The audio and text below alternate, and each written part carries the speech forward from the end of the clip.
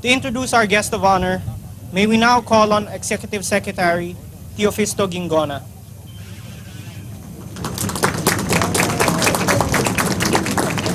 Mga kababayan, ladies and gentlemen, the President of the Republic of the Philippines, His Excellency Fidel V. Ramos.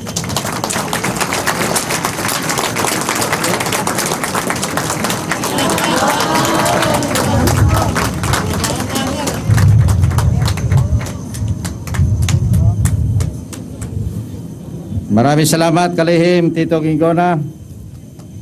I thank you for chairing the coordinating committee that has put everything in order.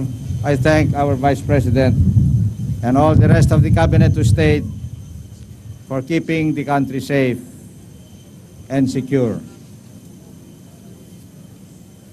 Mga piling panauhin,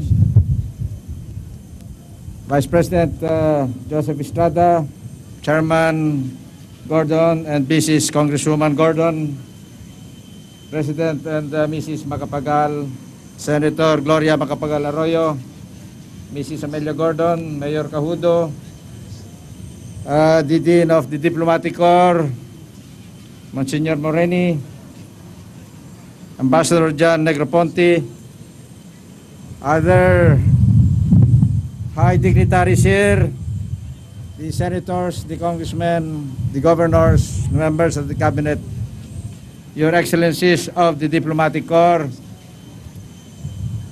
the volunteers of Subic, mga katulong natin tungo sa kaunlaran, mga kabalikat sa pamahalaan, other officials present, magandang tanghali sa inyo lahat. By God's grace and with your prayers, we are home again after a 14-day journey to America. And I thank you all, those who are here today and those listening and watching over radio and television, for this cheering welcome. Today, the Stretch 747 of Philippine Airlines is back. And in many ways, this symbolizes what our journey was all about and what our country is today. I cannot commend enough the spirit of voluntarism that has safeguarded this magnificent facility and is now transforming it into the country's new haven of hope and progress.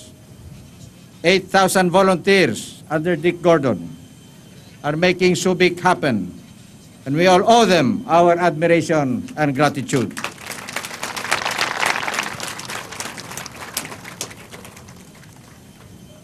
As this former U.S. military base is now rising as a free port and economic zone, so our country is rebuilding and strengthening its historic relationship with the United States. As this perimeter of freedom for the free world looks to a future as a bastion of progress, so our country, after years of drift and decline, is now back on the road to growth, and today looks to an exciting time of partnership with the countries of Asia and the Pacific region. Everywhere we went, we conveyed this message about the new Philippines to America, to its highest leaders, to its captains of industry, business and finance, and to our Filipino-American communities. This is the message I conveyed to American officials, led by President Bill Clinton and Vice President Al Gore, and to the leaders of the United States Congress. This is the message I also communicated to the 13 other leaders of the Asia-Pacific Economic Cooperation, or APEC, when we met in Seattle. I had occasion to speak all of them, brother to brother. On our departure 2 weeks ago, I listed 4 objectives to accomplish, and these were to establish clearly in the minds of key Asia-Pacific and U.S. decision makers and opinion leaders that the Philippines is again a functioning democracy. Second, to forge a fresh relationship between the Philippines and the United States, based not only on historical ties and shared democratic goals, but particularly on the mutuality of our interests in the Asia-Pacific region. Third, to inform the American business, financial, and investor communities that we are back in business in the center of the fastest-growing region in the world, and to persuade them to consider the Philippines for their investments and trade, and to visit with our Filipino-American brothers and sisters, who number close to 2 million, and to help them unite into a single, influential community in the U.S., and to tell them of what is happening in our homeland and how they can help us in our quest for national development. Today, I firmly believe that we have attained those objectives and perhaps more. The first APEC leaders meeting in Seattle was highly successful in establishing understanding and consensus on the great economic issues of our time among 14 APEC leaders present. Together, we pointed APEC toward the cause of global economic liberalization. We renewed our commitment to an open and free market trading system. I also had fruitful discussions with the APEC leaders regarding our specific concerns. The Philippines is proving to be a natural gateway to the Pacific Basin, not only of our strategic location in the region, but also more especially because of our historical and cultural ties with most of the countries around us. Where else can you go except Subic and the Philippines, where upon departure, right on the stage, before entering any store, makakapag-shopping ka na. Dahil sa panahong ito, hindi pa nakakaraos ang isang oras. Meron akong isang trahe, marka Saks Fifth Avenue. Merong pang-sport na damit at meron pang bag si Mrs. Ramos. It happens only in Subic and in the Philippines. I will tell you another story, my dear friends. This happened in New York. Sabi ko kay Mrs. Ramos, "Sweetheart, will you kindly buy me a pair of gloves? It's cold here and I forgot to buy a pair in Manila." So she dutifully went into the first store, which was Saks Fifth Avenue, world known as top class. And she came back to the hotel with a pair of gloves. And I asked her, "Magkano yan?" Ang sabi niya, $65. Napakamahal naman. We could have bought it in Makati. And when I looked, surely it was Saks Fifth Avenue, made in the Philippines. Napakaganda ng gloves na yon. Ayan ang tinatawag natin na global excellence. My dear friends, I have a long 20-page speech here. But just like Dick Gordon, my heart is full, my throat is choking. And let me go through this very quickly. On Philippine-American partnership, President Clinton and I, ang tawag niya sa akin, Eddie, because I authorized him to do so. Ang tawag ko naman sa kanya ay Bill. Dahil sabi niya, Eddie, let's shake on that. Ang gusto sabihin this was partnership based on respect and equality. He said, "I give you assurances of American cooperation in our program of economic reform and development, and of U.S. commitment to the stability and security of Asia. And we agree to strengthen security cooperation between our two countries in the light of our mutual defense treaty. Today, therefore, we can look now forward to a bilateral relationship with the United States, freed from doubt and resentments, and open to the opportunities of the times. Today, I am also happy to report to you that new, actual, and potential investments generated by our visit total some $3 billion or the equivalent of 87 billion pesos. This does not include further investments that will be made by those who plan to visit our country soon. These new investments cover the areas of power generation, oil exploration, development of gas reserves in Palawan, electronics, garments, and communications. In addition, our visit generated $832 million or some 24 billion pesos in new money in the form of bond issues and concessional loans from the U.S. capital markets and the World Bank. As already reported by Dick Gordon, he and the chairman of Federal Express, Chairman Fred Smith, entered into an agreement that would use QB Point here into Federal Express's regional transport hub for its Far East operations.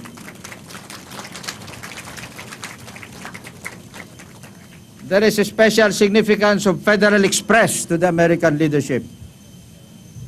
As sabi ni President Clinton sa akin ay, you couldn't have picked a better U.S. outfit because that Federal Express is only 20 miles across my home state of Arkansas, across the Mississippi River. Ang sabi naman ni Vice President Al Gore, hey Bill, you seem to forget, Federal Express is based in my home state of Tennessee. And yours happens to be nearby.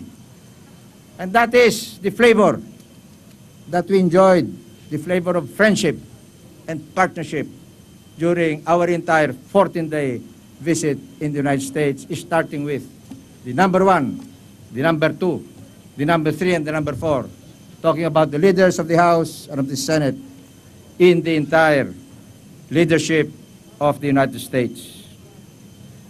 But beyond that, let me say that we were also inspired by what we saw in the Filipino-American communities in every city that we visited.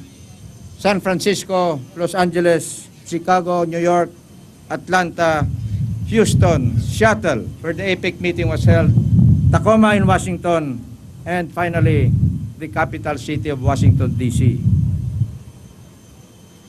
I was inspired not only by their numbers, but also their growing unity and their hospitality and their strong desire to be recognized as an important and influential ethnic group in American society.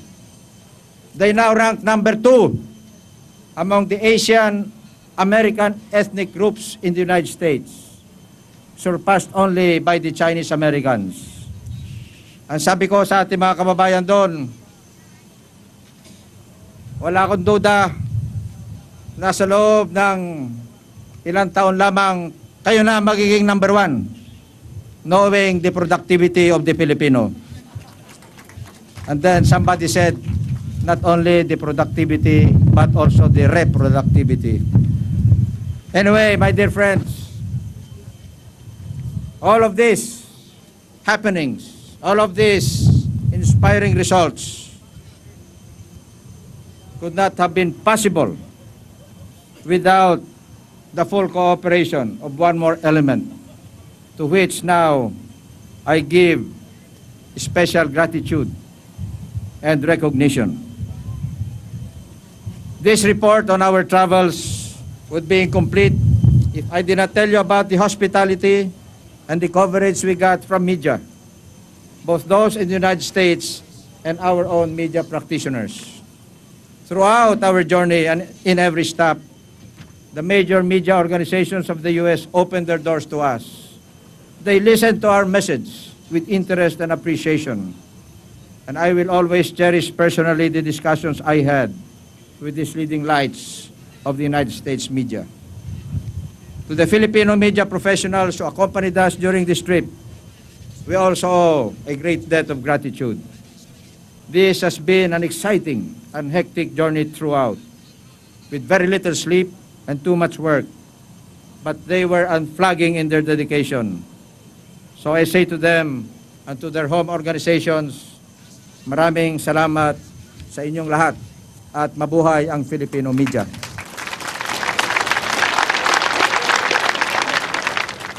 In all these undertakings that I have outlined, our work is only beginning. We have opened the doors for future effort, and now it is up to us, both in government and the private sector, to follow up.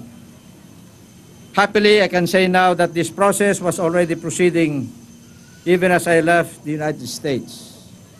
The businessmen who accompanied me on this trip are right now cementing the agreements forged.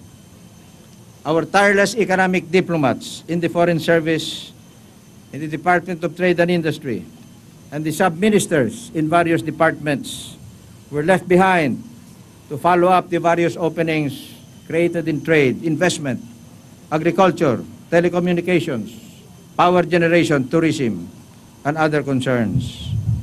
In short, we will not rest on the laurels and the plaudits that we have received during this trip. The final measure of our success is the net contribution that it will make to the economic vitality of our country and the well-being of our people. As we embark on our new partnership with the United States, and as we assume our rightful position among the nations in Asia and the Pacific, I am confident that we will vindicate our hopes with results. The future will prove us right. And so, in closing, let me say that it is good to be back home, and I thank the good Lord for keeping us all safe and the nation secure. God bless the Filipino people. Mabuhay ang Pilipinas! Mabuhay ang Philippines 2000! Mabuhay ang Subic! Salamat sa inyong lahat.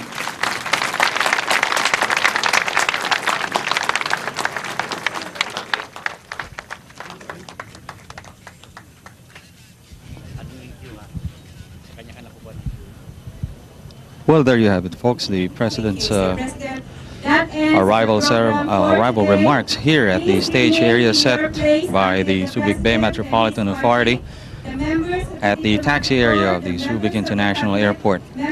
Shortly after this program here, the President will move on now to, well, take a short rest for about 30 minutes, after which he will be having lunch with members of the Cabinet who had come all the way from Metro Manila here to the Subic area, the members of the Diplomatic Corps as well, and the folk gathered here, the altogether well-wishers who had come from all over to welcome the President and congratulate him for a job well done on this, the end of his 14-day working visit to the United States. A number of points made out there by the United States Ambassador John Negroponte and Chairman of the Subic Bay Metropolitan Authority, the Honorable Richard Gordon. The President's arrival here at the Subic Bay Metropolitan Authority, formerly Cubic Point, now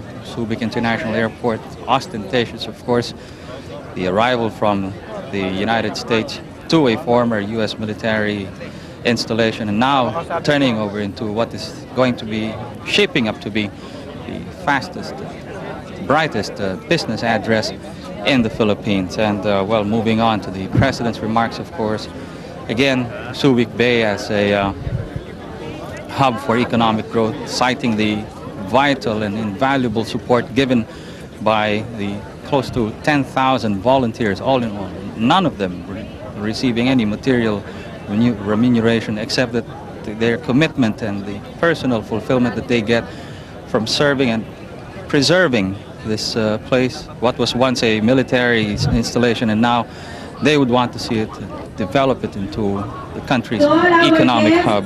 Of course, the President said that 4 points of his visit to the United States, a very, very successful trip, and all points, the investments, the new investments, the new monies generated by this 14-day trip, meeting various business leaders, the highest political leadership, spanning across 8 cities all over the United States.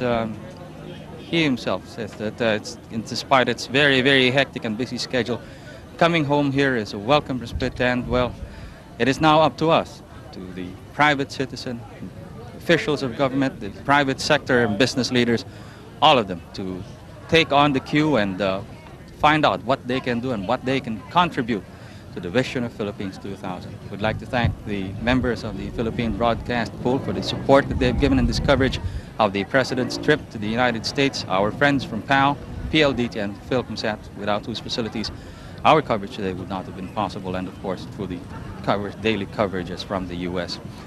This is your host, Toby Nebrida, sending you back to Mother Studios. Pleasant day to you all.